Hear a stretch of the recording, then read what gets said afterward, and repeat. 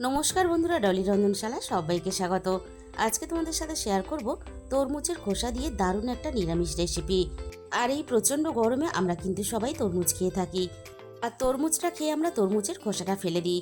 এই রেসিপিটা দেখার পরে আর কিন্তু কোনোদিনই তরমুজের খোসা ফেলে দিতে ইচ্ছে করবে না। আর দেখতেই পাচ্ছ তরমুজের আমি বেশ কিছু খোসা নিয়েছি।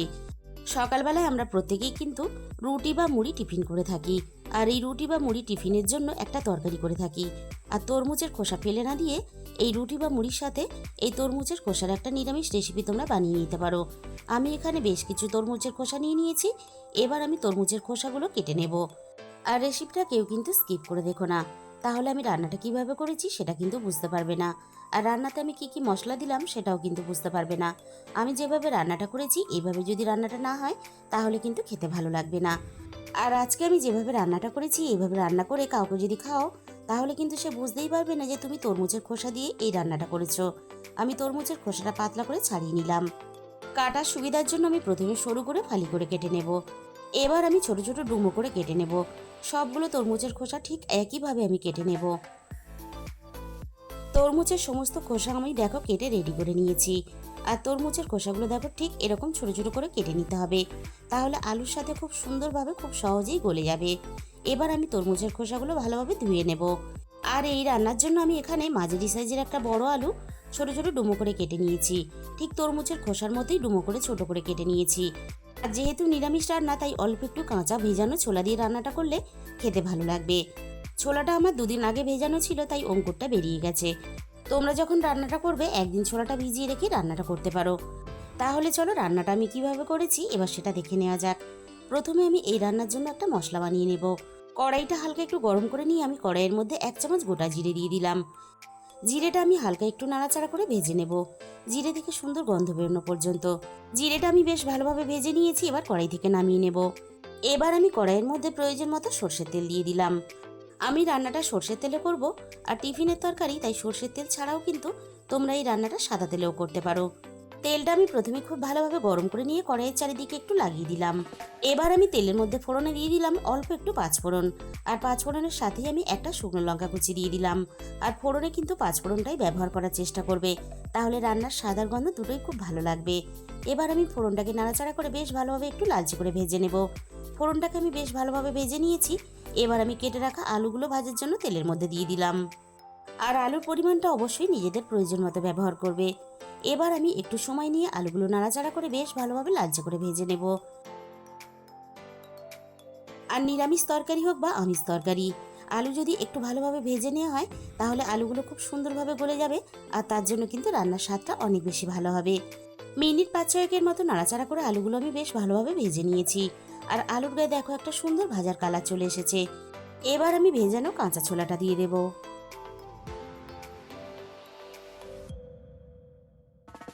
আর ছোলার সাথেই আমি কেটে রাখা তরমুজের খোসাগুলোও দিয়ে দেব।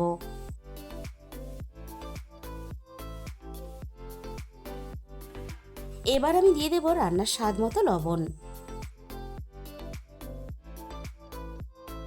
এবার আমি লবণ দিয়ে সবকিছু একসাথে নাড়াচাড়া করে বেশ ভালোভাবে ভেজে নেব।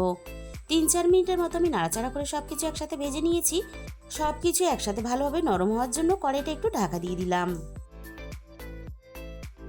মিনিট 5 মতো আমি কড়াইটা ঢাকা দিয়ে দিয়েছিলাম। এবার আমি কড়াই থেকে ঢাকাটাকে সরিয়ে নিলাম। তরমুজের খোসাটা বেশ ভালোভাবে অনেকটাই নরম হয়ে গেছে আগের থেকে।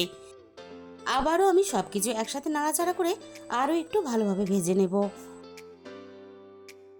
আর দেখো সবকিছু একসাথে নাড়াচাড়া করে ভাজার সাথে সাথেই তরমুজের খোসা থেকে বেশ খানিকটা জল ছেড়ে দিয়েছে।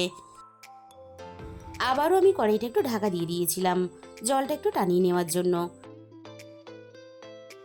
6-7 মিনিটের মতো আমি সবকিছু একসাথে নাড়াচাড়া করে বেশ ভালোভাবে ভেজে নিয়েছি।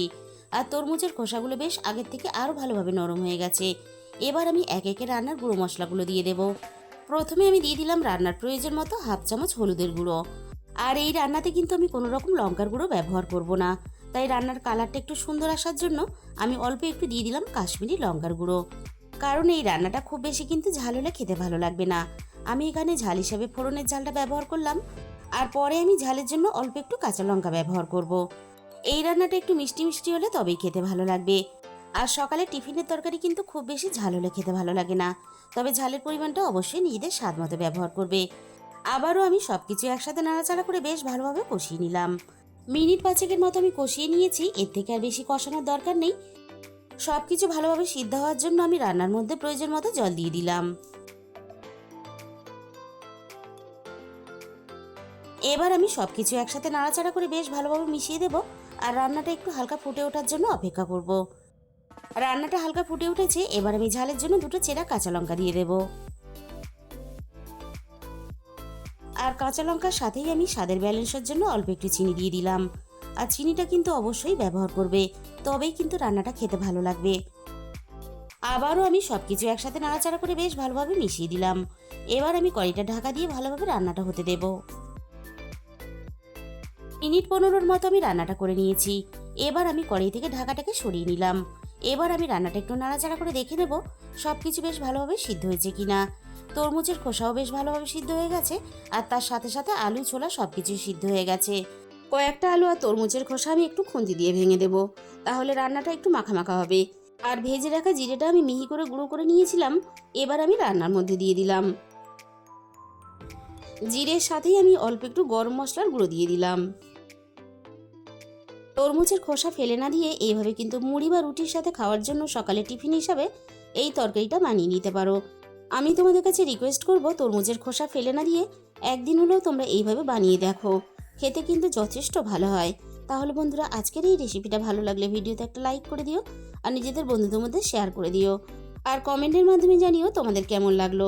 আর যে সমস্ত নতুন বন্ধুরা এখনও পর্যন্ত আমার চ্যানেলটা সাবস্ক্রাইব করনি, এরকম নতুন ঘরোয়া সহজ রেসিপি পেতে আমার চ্যানেলটা সাবস্ক্রাইব করে আমার পাশে থাকার অনুরোধ রইল।